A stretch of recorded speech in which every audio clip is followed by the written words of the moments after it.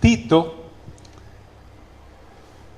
realmente, si fuéramos a llevar un orden cronológico de la fecha en la que se escribe, la podríamos situar entre primera y segunda de Timoteo, en la mitad. Y vamos a notar cosas como que el apóstol, por ejemplo, acá no está preso. Él anda en libertad, o sea que la escribió antes.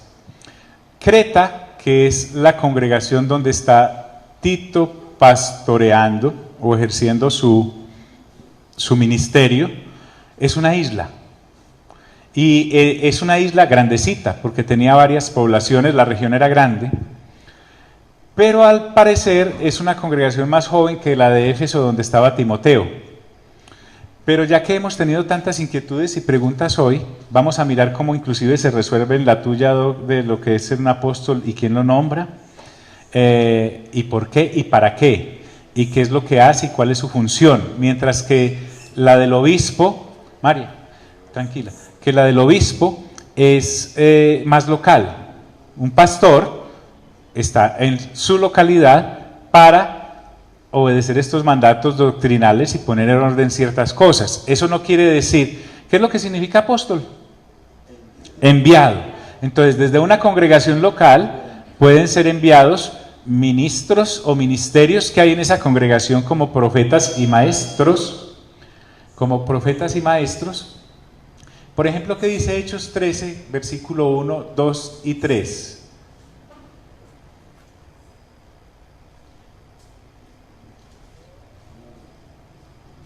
Hechos 13, 1, 2 y 3. Carolina, ¿qué dice?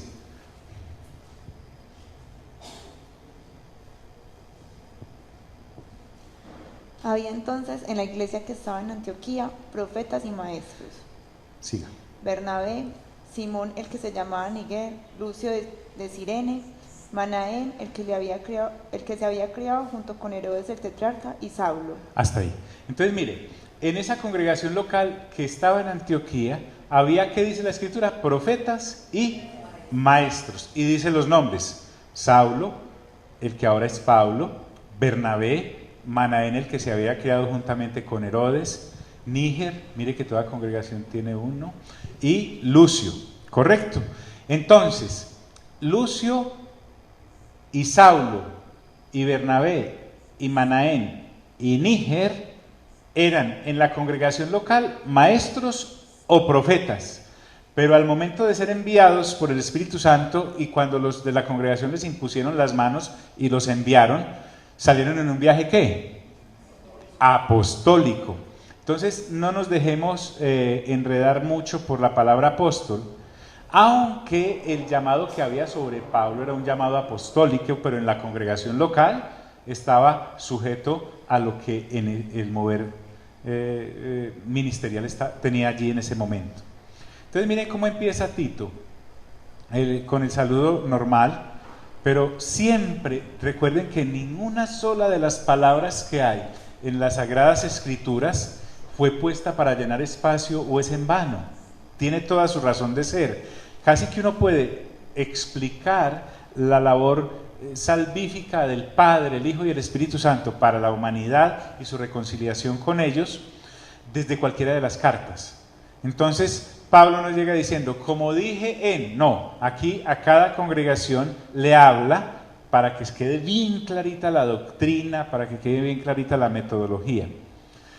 Él se identifica, Pablo, todos ya sabemos quién es, siervo de Dios. Mire que acá Pablo está hablando del Padre cuando dice siervo de Dios, y Doc, ¿y apóstol de quién? De Jesucristo, porque ¿quién lo nombró apóstol? Jesucristo. ¿Y quién lo hizo siervo? El Padre. Cuando él habla acá de siervo, la idea de la palabra siervo se queda cortica, porque lo que quiere decir es esclavo. Tengo un señor, tengo un amo. Recuerden que estas cosas el sistema del mundo no las aplaude, ni los amigos y amigas que tenemos o familiares que tenemos que no conocen del Señor y que conociendo del Señor tienen que renovar mente para entender que después de que uno conoce de Dios y Dios lo conoce a uno, no hay nada más que hacer que dedicar su vida enteramente a eso, sin ser un irresponsable, pero sabiendo que el llamamiento no es para lo temporal, sino para lo ¿qué? Para lo eterno. Entonces Pablo se identifica a la congregación de Creta. La carta se le va a dirigir al obispo, al pastor de esa congregación o al ángel, que es Tito. Pero comienza, como es una carta, el Espíritu Santo que sabe que la íbamos a estar leyendo, por ejemplo, nosotros hoy. Él nos quiere mantener enteraditos de todo lo que ha ocurrido en el cuerpo de Cristo desde que se fundó la iglesia del Señor. Les decía la otra vez que realmente a nosotros ya no nos importa si los siervos o siervas del Señor en toda la historia desde hace 2000 años están o no están en este cuerpo físico, porque Dios es un Dios de vivos y no es un Dios de muertos. Entonces es tan actual. Pablo, a pesar de que ya esté dormido esperando el regreso del Señor, porque sus cartas, cuando realmente yo, me imagino que lo ocurre usted también, leo el Nuevo Testamento, las cartas de Pablo, no lo veo como un muerto. Sé que ya no está, pero es interactuando constantemente con uno a través de la lectura de lo que el Espíritu Santo le dio. Pablo, siervo de Dios. Entonces, él nos está diciendo que no es una ruedita suelta en el planeta pensando algunas cositas que a él se le ocurrieron, porque el esclavo solo podía hacer lo que le mandaba su señor. En ese sentido es que él usa siervo. Y ahora, fue enviado por Jesucristo. Obviamente, la Escritura usa el método de la repetición y nosotros también. ¿Cuándo Pablo fue nombrado apóstol de Jesucristo? Pregunto. Cuando iba camino a Damasco. Él no nació del vientre de su mamá, de doña Leticia, siendo apóstol. Correcto. Él fue comisionado como apóstol en el momento en que la voz le habla cuando la luz lo derriba y le dice exactamente qué es lo que va a hacer. En estas lecturas que estamos haciendo juiciosas de la palabra, no podemos seguir leyendo con nuestros ojos de niño o de niña las escrituras, sino que ya en ese proceso de constante leer vamos mirando cosas que antes no veíamos. Antes nos emocionaba mucho y nos llenaban los ojos completamente en Hechos capítulo 9, uy, lo derribó una luz, uy, le habló una voz. Después de otras lecturas uno ya empieza a decir, a ver, vení, ¿qué fue lo que le dijo la voz? Entonces el Señor Jesús lo comisionó. Ahí hay una comisión tremenda en Hechos 9 para el apóstol Pablo. Entonces, Pablo, siervo de Dios y apóstol de Jesucristo. Como le está escribiendo a Tito, él no le amplía todo esto que yo les estoy diciendo y que tú y yo estamos leyendo de Hechos capítulo 9, porque se supone que Tito, que tanto anduvo con él, ya sabía cómo había sido el ser apóstol de Jesucristo Pablo y porque era siervo de Dios. Y continúa diciendo, conforme a la fe de los escogidos de Dios. Partimos de la base de que así como en el primer nacimiento, nosotros no escogimos nacer, o sea, yo no le dije a don Leonel y a doña Susana que estuvieran listos que yo iba a nacer, no, esa decisión inclusive la tomaron ellos, yo llegué ahí y nací, es decir, ni siquiera yo escogí ser escogido, y prácticamente lo mismo pasa con el segundo nacimiento. Mire que Saulo no estaba viajando hacia Damasco y dijo, voy a ir a Damasco porque voy a ir a nacer de nuevo por el Espíritu y por el agua, que es la palabra de Dios, ¿no? El que tomó la decisión, la relación la inicia el Padre. Ahora, ¿cómo la ha iniciado el Padre con la humanidad? A través de una persona que también es Dios, que se llama Jesucristo.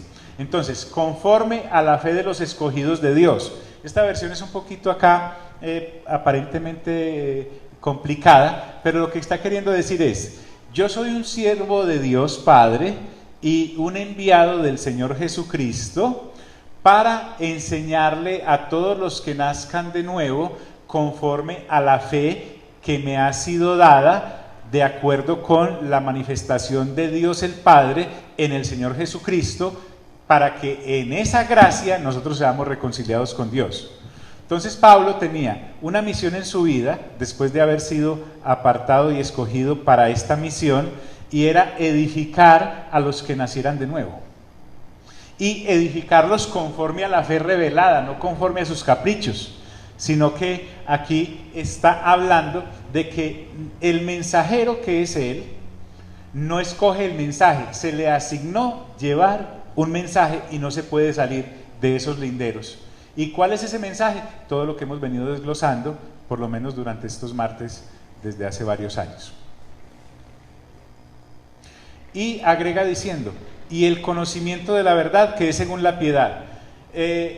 Recuerden que piedad es llevar una vida piadosa. Esa vida piadosa está basada en un conocimiento. El conocimiento se elabora a través de un proceso de pensamiento y de una renovación de mente, que es lo que nosotros hemos venido haciendo. Entonces, no solamente es tener una fe en esa gracia que nos fue revelada en Cristo Jesús, sino avanzar en el conocimiento de esa verdad. Cuando uno se interesa realmente por este asunto, como lo estamos haciendo, uno siempre se da cuenta que casi que cuando uno le dice a alguien que Dios te bendiga, es prácticamente un pleonasmo, porque en Cristo Jesús Dios ya nos ¿qué? Ya nos bendijo. Y cuando uno empieza a mirar las riquezas que en Cristo Jesús nos han sido dadas, entonces es ahí donde avanza en ese conocimiento de la verdad que hay en Cristo Jesús, según este pasaje, que es según la piedad. Y para eso yo necesito dedicarle tiempo a esta vida piadosa. Esto no entra por ósmosis. Nosotros necesitamos hacer esto que estamos haciendo. Todos acá vienen de su lugar de trabajo, les está esperando trabajo y cumplir obligaciones familiares, maritales, todo lo que usted quiera, pero hay algo que te tiene pendiente de renovar la mente hacia la eternidad, porque mire cómo el apóstol en este siguiente versículo nos va a mostrar cuál es el objetivo de esa enseñanza para los escogidos. O sea, Pablo entiende que él ha sido asignado a los escogidos para esto, en la esperanza ¿de qué? De la vida eterna. Mire que Pablo, cuando se encontró con Lidia allá en Hechos 16 en Filipos, esta señora era una comerciante de púrpura, o sea que vendía con qué teñir las telas. Pablo no llegó a ella diciéndole, pues la bendición que te tengo que es que vas a abrir varias sucursales en todo Asia Menor, prepárese. No, él la lleva a madurar y a dirigirse hacia la vida eterna. Cuando en el mismo Filipos el carcelero se iba a suicidar, se iba a quitar la vida porque pensó que los presos se habían volado, Pablo le grita y después de decirle que todos están ahí, la siguiente promesa que le hace no es, bueno, como eres tan experto en cárceles, de ahora en adelante prepárese porque el INPEC, usted va a ser director nacional del INPEC. No, él le dijo, te voy a enseñar palabras por las cuales serás salvo tú y los de tu casa. Entonces estaba hablándole de la vida eterna. Cuando Pablo se encuentra con Timoteo, que ya había sido criado por Loida y Eunice, él no le promete otra cosa que ser experto y discípulo para que el día de mañana llegase a estar dirigiendo a otras personas en el camino de la vida eterna. Cuando Pablo se encuentra con Silas en Hechos 15, cuando va a arreglar esta cuestión de doctrina de los que decían que había que circuncidarse para ser salvo, y Silas se devuelve con él, siendo original del grupo apostólico de Jerusalén, Silas se viene con él y Pablo no le promete algún negocio, alguna cosa, sino que se lo lleva precisamente a ejercer su ministerio, y dice que, por ejemplo, Silas era profeta. Es decir, y estamos hablando de esta esperanza no porque no la tengamos ya, porque el Señor Jesús fue enviado por el Padre para que todo aquel que en Él crea no se pierda, sino que tenga ¿qué? Vida eterna. Pero en este espacio y tiempo que nosotros nos movemos, aún esa esperanza de la vida eterna no es que no sea cierta, sino que ya la tenemos en Cristo Jesús, pero no estamos materializados en ella. Falta lo de la resurrección o la transformación, falta el regreso del Señor, etcétera. O sea, este es un viaje seguro. Nuestra esperanza entonces no está en lo de este lado, todo está en la eternidad. Y y dice algo que me suena como redundante, pero hay que aclararlo. Acerca de esa vida eterna, nos muestra quién fue el que la prometió. Mira lo que dice, la cual Dios que no qué, no miente. Por ahí hay un pasaje en el Antiguo Testamento que dice que Dios no es hombre para que mienta, ni hijo de hombre para que se arrepienta. Cuando Dios prometió la vida eterna en Cristo Jesús, es porque es. Mira que no está diciendo, como en el concilio de Jerusalén nosotros nos reunimos con el concilio de Antioquía y determinamos que habrá vida eterna para todo el que crea en Cristo Jesús. No, eso no nació de ellos. Como los fariseos son diferentes a los saduceos, solo habrá vida eterna para los que creen en la vida, en la resurrección, porque recuerden que los saduceos no creían en la resurrección. ¿Se acuerdan de eso? No, Pablo está diciendo que Dios fue el que habló de la vida eterna y por creer en Cristo Jesús, esa es nuestra esperanza. Hay una vida eterna y punto. Inclusive la vida eterna no empieza con la aparición de Cristo Jesús sobre la faz de la tierra. Este fundamento que Pablo está colocando a los cretenses, a la iglesia en Creta, tiene muchas razones de ser.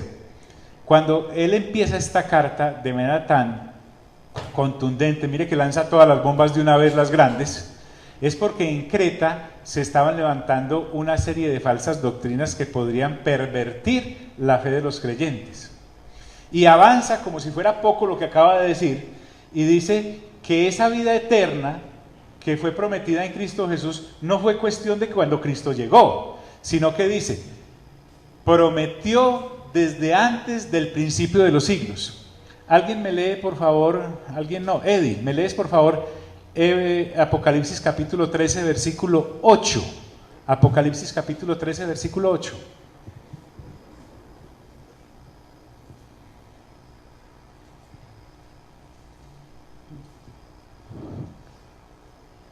Y la adoraron todos los moradores de la tierra, cuyos nombres no estaban escritos en el libro de la vida del Cordero que fue inmolado desde el principio del mundo.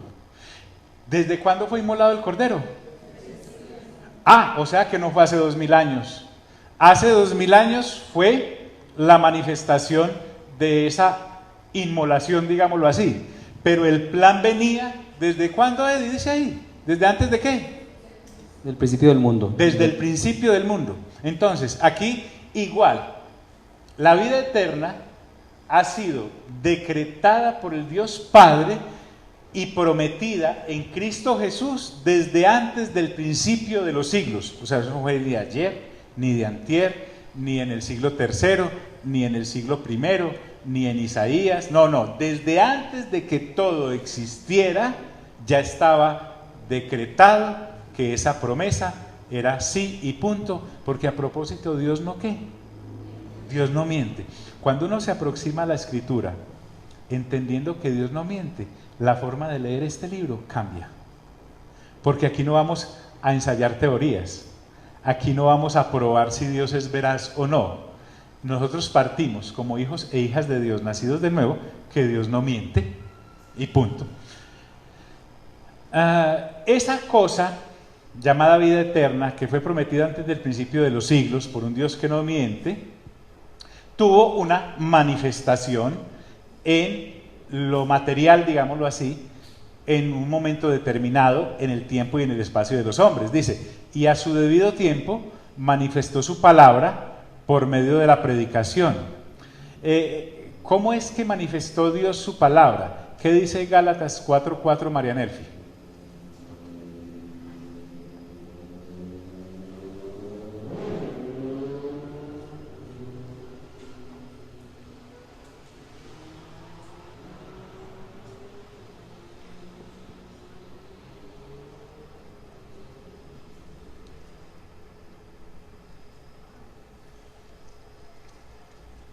Anderson, meta la mano.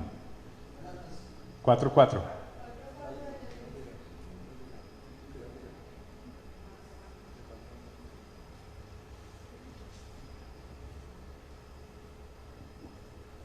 Pero cuando vino el cumplimiento del tiempo. ¿Vino qué? El cumplimiento del tiempo. El tiempo, dele. Dios envió a su Hijo, nacido de mujer y nacido bajo la ley. Exacto. ¿Y cuál es el Hijo de Dios? Cristo. Jesucristo. Y nacido bajo la ley significa que venía a través del pueblo de Israel. A propósito, ¿a través de cuál tribu vino? De la tribu de Judá, muy bien. Entonces, y a su debido tiempo, dice Tito 1:3, manifestó su palabra por medio de la predicación que me fue encomendada por mandato de Dios nuestro Salvador. Pablo entonces, nuevamente, ¿qué es lo que estamos haciendo? Disculpen. Renovando nuestra mente, nuestro entendimiento. Esto no nos lo enseñan sino las Sagradas Escrituras. En ningún otro lugar, ni en la guardería, ni en el colegio, ni en la universidad, ni en nuestro grupo de amigos o de amigas, a no ser que sean nacidos o nacidas de nuevo, ni en la casa, el papá y la mamá tan lindos de uno, si no han nacido de nuevo no enseñan esto. Pueden transmitir religión a veces, pero esto no. Pablo me está diciendo que a su debido tiempo, él fue encomendado para predicar la palabra. La predicación es muy importante. Es que esto no es de hablar testimonios o historias, esto es de expresarle a la gente la palabra, que como ya vimos no es ninguna cosa encriptada, está oculta a los que no han nacido de nuevo, porque para ver esto hay que nacer de nuevo, para verlo y entrar en el reino hay que nacer de nuevo. Entonces hay una predicación de la palabra muy sencilla, pero demasiado complicada cuando uno no ha nacido de nuevo. Y dice, y a su debido tiempo manifestó su palabra por medio de la predicación que me fue encomendada. ¿Dónde le encomendaron esta palabra a Pablo? ¿En dónde? En Damasco, que me fue encomendada por mandato de Dios nuestro Salvador. Mira qué interesante, aquí no solamente le da el calificativo de Salvador al Señor Jesucristo, sino al Padre, porque realmente el asunto de la salvación y la reconciliación con la humanidad fue un asunto de tres: Padre, Hijo y Espíritu Santo, y entre ellos se asignaron una función o papel que iban a operar dentro de esa relación con la humanidad. Entonces, Pablo ya me está contando que su relación diaria, y escuchen esto, aprendamos a desarrollar nuestras conversaciones con la Trinidad. Usted puede hablar con el Padre, puede hablar con el Hijo y puede hablar con el Espíritu Santo, y los tres son Dios. En algunos coros de la antigüedad, por ejemplo, hay una cosita que nosotros cantamos, dice más o menos así: a Dios el Padre, ¿cómo se dice? Redentor. Me olvidó, ahorita me acuerdo y las canto al final. Y a su debido tiempo manifestó su palabra por medio de la predicación que me fue encomendada por mandato de Dios nuestro Salvador. Hasta ahí la presentación de quien escribe la carta. Esto es muy importante. Mira todo lo que resolvimos, porque es un apóstol. ¿Quién lo nombra? ¿Es siervo de quién? ¿De quién es siervo? ¿Por qué es siervo? ¿Qué es lo que predica? ¿Por qué lo predica? ¿Ese mensaje es de hace solo 2000 años o ya viene desde antes de la fundación del mundo? Todo eso está muy claro. Pero todo esto también nos sirve para mirar, Doc, que había problemas en una congregación, en una iglesia en Creta. Había problemas allí. ¿A quién se la dirige? A Tito. Este Tito es hijo en la fe de Pablo. No es un muchacho que él tuvo con una señora, sino que él lo parió en el Evangelio. ¿En qué momento? Pues Tito es mencionado en 2 de Corintios y en Gálatas. Él dice que aquí nos va a mostrar el propósito con el que Pablo, que estuvo predicando en Creta el Evangelio del Señor Jesucristo, ahora, él que es apóstol sigue el proceso de su viaje, pero entonces deja a alguien allí para que supervise en lo correcto a esa congregación naciente. A Tito, verdadero hijo en la común fe. Mira qué bonito. El hecho de que Pablo fuera el padre espiritual de Tito y Tito fuera el hijo espiritual de Pablo no les daba un nivel. Tenían una unidad en una fe común, la fe en Cristo Jesús. Esto no es por niveles. Ahorita usaste la palabra jerarquía, es muy fuerte, es demasiado fuerte porque como tenemos esta cosa del siglo III para acá, que nos habla de jerarcas, y lo miramos así, es como el término sacerdote. Mira que nosotros por estar ya acá, 2000 años después del asunto, pensamos en sacerdote y mismo pensamos en el Señor de la cosita acá. Entonces, pero no es así. Cuando habla de la común fe, es la común fe en Cristo Jesús. Y le dice tres cositas que él siempre, mira que no le manda plata, mire que no le manda moto, mire que no le manda casa, sino que le dice gracia, porque ya sabemos que es la gracia. Recuerden que la gracia es el don gratuito de Dios hacia la humanidad en Cristo Jesús. Misericordia, porque miseria es poner la mano en las desgracias de los demás. Y entonces tiene tanta misericordia el Señor Jesús que no estimó el hecho de ser igual a Dios como cosa que aferrarse, sino que se hizo hombre. Eso se llama misericordia. Y paz, la paz que sobrepasa todo entendimiento, válida, pero cuando habla de paz es, recuerden que por cuanto todos pecaron, están destituidos de la gloria de Dios. Dios y la humanidad estaban enemistados por la situación del pecado. Pero ahora, en Cristo Jesús, gracias a la misericordia que tuvo la Trinidad con nosotros, y gracias a la gracia que en Cristo Jesús fue depositada, estamos en paz con Dios. Impresionante. Cuando esta cosa, Pablo se la entrega a Tito, es porque en Creta están pasando cositas, mire y verá. Ahora, esas gracia, misericordia y paz, ¿vienen de quién? ¿De Dios el qué? El Padre. También de una vez Pablo va expresando, sin necesidad de ponerse a pelear con nadie, de que esta cosa es Trinidad. Bien, porque para algunas falsas doctrinas sí hay Padre, pero no reconocen al Hijo. Sí hay Hijo, pero no reconocen al Padre o al Espíritu Santo. Y para algunos solo hay Espíritu Santo, entonces esa mesa les queda coja por cualquier lado. Dice, de Dios Padre y del Señor Jesucristo, y ahora sí le da el título de títulos con respecto a la relación de la Trinidad con la humanidad, y es que en Cristo Jesús hay ¿qué? Salvación, nuestro Salvador. Miren este nuestro, es que es mío y yo soy de él. Pablo está diciendo esto. Entonces, ahora le empieza a decir algo interesante. ¿Por qué lo dejó en Creta? Pablo no dejó a Tito en Creta para que se bronceara. Pablo no dejó a Tito en Creta para que hiciera un curso de buceo. Pablo no dejó a Tito en Creta para que montara un alquiler de motos náuticas. No. Ahora le dice, por esta causa te dejé en Creta. Y le va a decir por qué lo dejó. Nosotros estamos muy acostumbrados a pedirnos, me haces el favor de, me haces el favor de. Pero cuando se inicia una relación de estas, de un equipo de trabajo en cualquier generación de creyentes nacidos de nuevo que ahora están exponiendo la predicación correcta de las Sagradas Escrituras que se resumen todas en Cristo Jesús, aquí lo que hay es una orden. Pablo no le está pidiendo un favor a Tito. Nunca le dijo, hombre Tito, pues si a usted le parece, los fines de semana, cuando deje de atender la tienda, cuando no tenga que hacer mucho. No, Tito se tuvo que desplazar a Creta y quedarse ahí, y no le estaban pidiendo un favor, estaban en la milicia del Señor. Esto era una orden. Lo que pasa es que tú y yo como occidentales somos muy quisquillosos y muy cismáticos. Y además, si nacemos en un evangelio de predicación de añadiduras, pareciera como que nosotros somos los que gobernamos algo. Pero Pablo, para dar una orden de estas, ya se confesó en el primer versículo, esclavo de Dios el Padre y enviado del Señor Jesucristo. Él mismo estaba sujeto a autoridad y no tenía derecho a decir ni pío. ¿Sí me hago entender?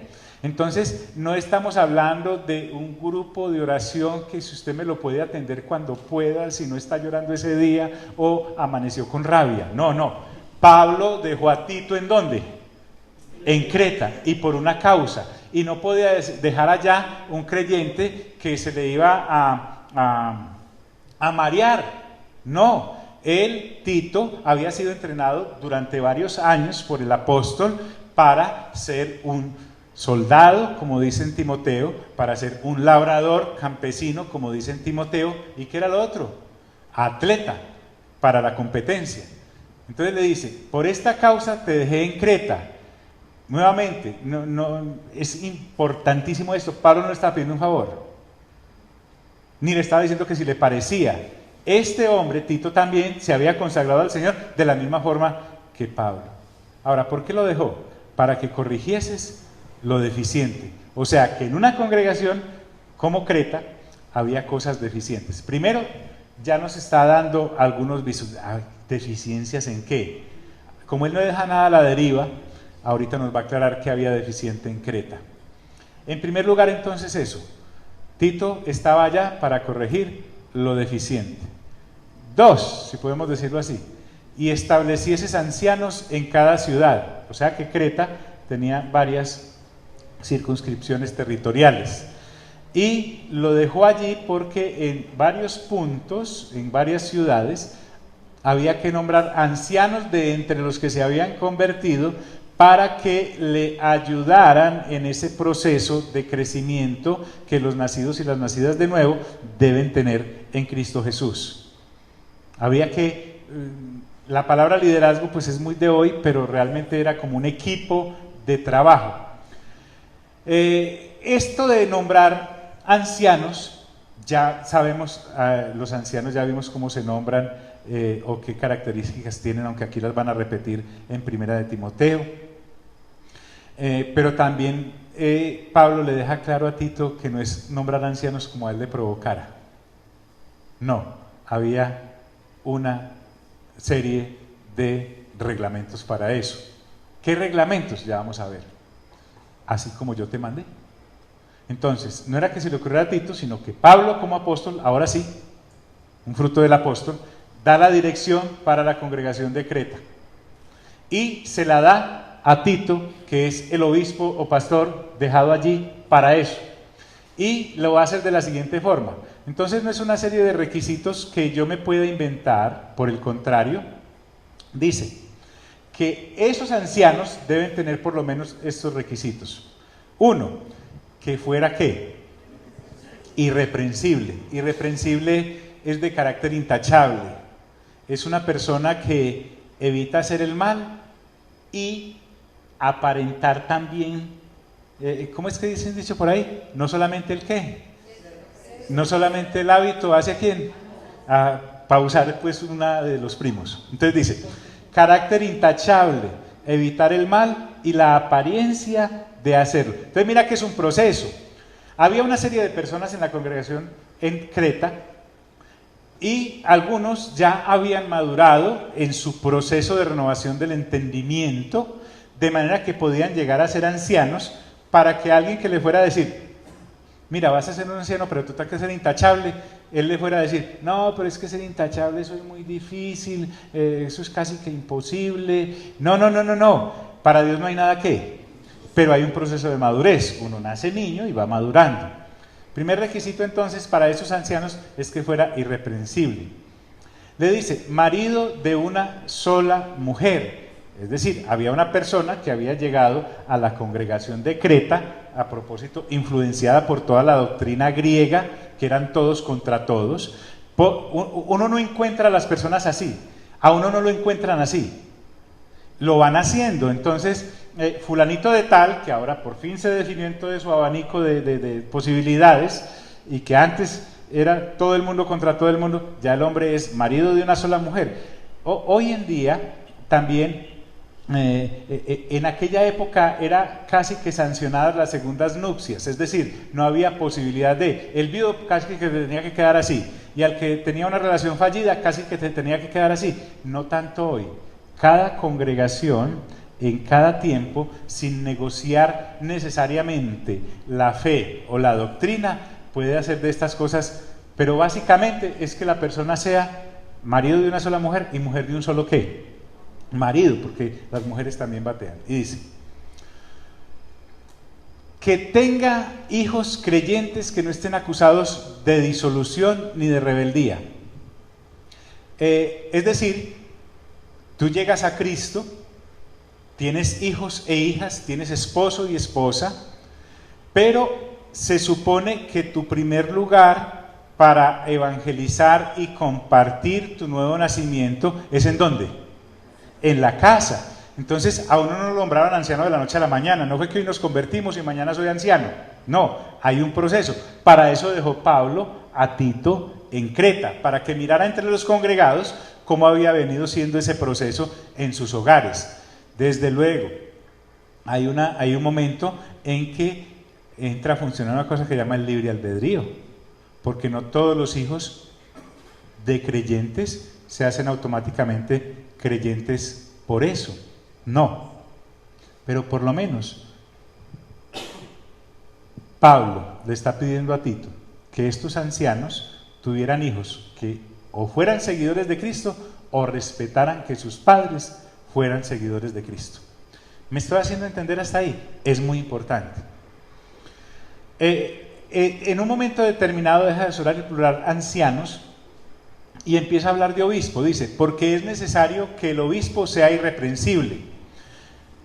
Ahora, de entre esos ancianos, igualmente, en una congregación, además del mover que hay de sana doctrina, además del mover que hay en cuanto a pulir el carácter con la renovación del entendimiento, también hay un mover financiero. Entonces, cuando acá habla de irreprensible, no se está refiriendo tanto al irreprensible que acabamos de ver, sino que sea probo también en el manejo de las finanzas, porque en cada congregación se administran finanzas que deben ser dirigidas a varios rubros. Por eso encontramos que el obispo, también estaba hablando aquí a Tito, debe ser irreprensible como administrador de Dios. Es como la parte económica también estaba allí supeditada. Hay que dar cuentas de todo. Otra de las características que Pablo le habla a Tito es que no sea soberbio. ¿Qué es una persona soberbia? Aquella que es sabia en su propia opinión, que es arrogante, que es terca. A propósito, ego, arrogancia y terquedad son obras ¿de qué? De la carne, propias de los no nacidos de nuevo o de los que nacidos de nuevo no han renovado entendimiento. Entonces a uno lo va puliendo el Espíritu Santo en el trasegar en una congregación.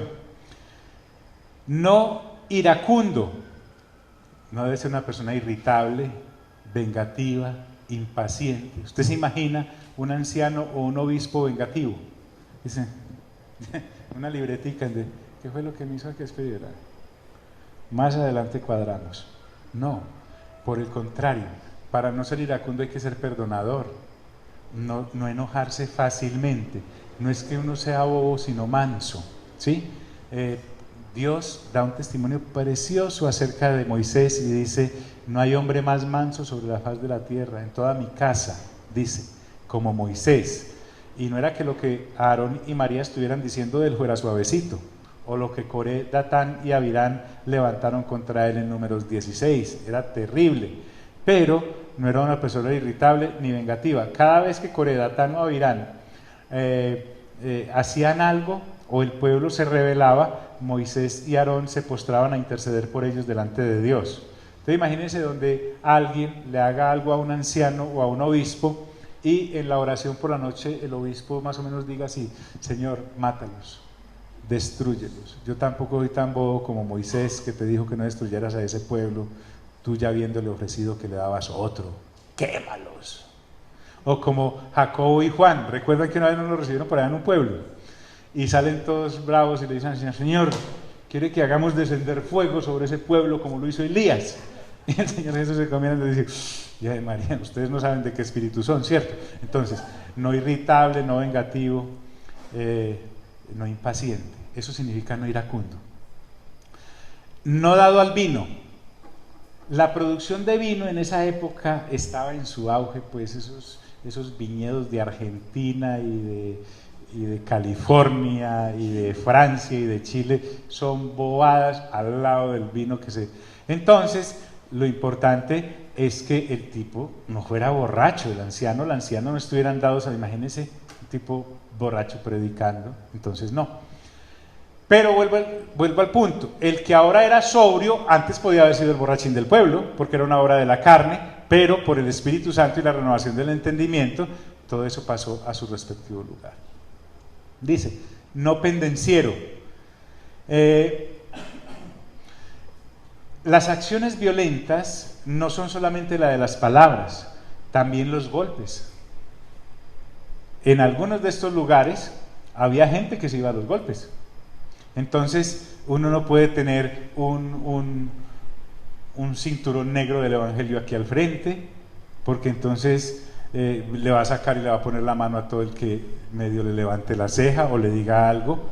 Y a veces, mire, créame, en las congregaciones hay mucha gente en proceso que no puede ser ni urólogo ni ginecólogo, no tienen tacto para eso. Entonces la persona que está al frente no debe ser reactiva a las ofensas de los demás. Entonces uno no puede poner un pelietas ahí. No codicioso de ganancias deshonestas, nuevamente, transparencia en la administración de los fondos. Le agrego otra cosita que es hospedador. Ahora ya pasó de lo negativo a lo positivo. Mira, sino hospedador. Ahora hay muchos hoteles y hay moteles en donde uno puede hospedar la gente, pero en aquella época la hotelería no estaba muy desarrollada. Entonces se usaba que en las casas, por lo menos de los ancianos y de los obispos, había un cuarto adicional en donde se hospedaba a la gente o a los hermanos, fueran profetas, evangelistas, apóstoles o maestros o pastores que vinieron de otros lugares, o hermanos en Cristo, mientras estaban en esa ciudad. Además dice de él que sea amante de lo bueno. Alguien que me lea por favor Filipenses capítulo 4, versículo 8, Mauricio. Filipenses capítulo 4. ¿Qué es ser amante de lo bueno? En vez de definirlo, vamos a leer algo que el mismo apóstol escribe a los de Filipos. En el capítulo 4, versículo 8, mira lo que dice acerca del pensamiento. 4, 8.